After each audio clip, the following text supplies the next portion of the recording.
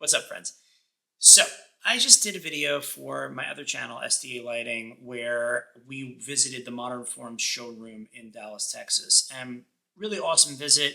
You can check out that video for more depth on that product. But it got me thinking about what it is to specify or choose decorative LED fixtures. And I think for the average person, and the complaint I hear most often from people is, it just doesn't look the same. It doesn't look right. LED is weirdly integrated into decorative fixtures, and they don't know where to go. They don't know where to turn. And so I want to kind of talk about the right ways to choose decorative LED fixtures, what to think about when you're thinking about decorative LED, and how to go forward. So hang out with me now. We'll talk about it right now.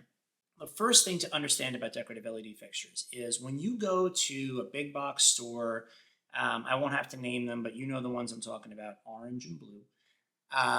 There's usually a lighting aisle, and it's a mishmash of stuff, right? It's a mishmash of stuff from a color temperature standpoint, from a form factor standpoint. The styles are kind of funky. More than anything, though, I think what frustrates people is that you're looking at bulb-based decorative LED. And the problem with a bulb base is that you really have kind of two options. One, it's that screw base, and in LED world, that means that there's like that plasticky sort of base to it that's got that mushroom shape on the top. And that might be effective for like a shaded lamp, right? I've done videos on light bulbs and table and floor lamps, but it's not great if you're looking at that in the context of a clear decorative fixture. You don't want to be looking at that light bulb, period, end of story. And I think a lot of people think they're stuck with those kinds of choices, and that's just not true. The way to think about decorative fixtures in this new world is integral LED. And what that means is that the designer of the fixture has thought about making sure that the LEDs are embedded in the fixture in a way that makes them not directly visible. One of the reasons that I had so much fun at the Modern Forms showroom is because I didn't ever see a diode, right? Diodes are meant to be hidden. And when you use a bulb form factor to hide those diodes, you are limiting the light output. You're not designing the fixture around LED. So the first thing to think about is integral LED decorative fixtures, okay? You can find these on the internet. You can find these at dedicated lighting showrooms. You can find these all over the place. The benefit of thinking about dedicated LED is you won't see diodes, and you will illuminate the object in a way that creates interest and sparkle, and not necessarily, or a really warm glow, a really nice form factor.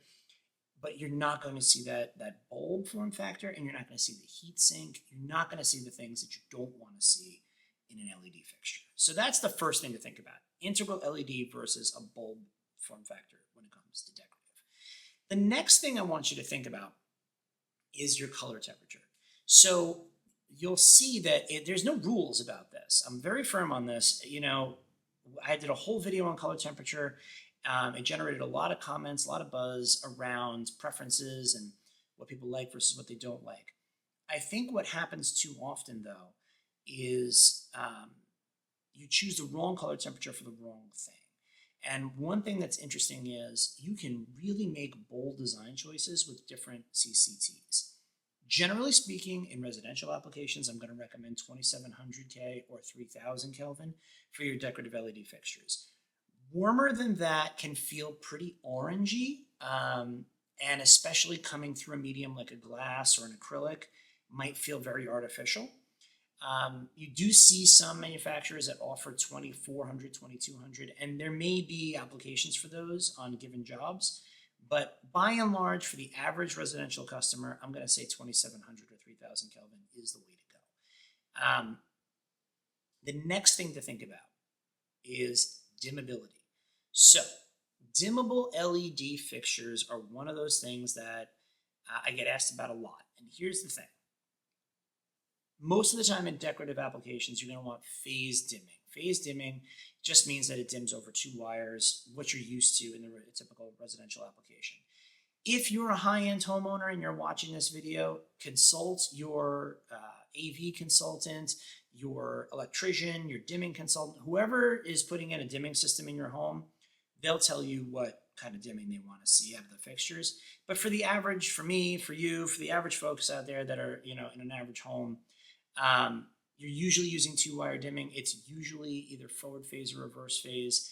Good LED manufacturers, good integral LED manufacturers will have drivers built into the fixtures that are capable of doing that phase dimming. Okay, so look for MLV or ELV. Most of the time, MLV is going to be what works in a standard home dimming system.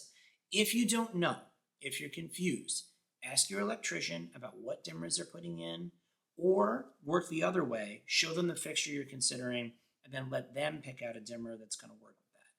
The other thing to be aware of, and this is just the way it is right now in the LED market, and I wish it was better, but here's where we are, is your mileage is going to vary. The better a dimmer you invest in, the better a dimmer you buy, the lower and smoother that dimming is going to be with your LED fixture.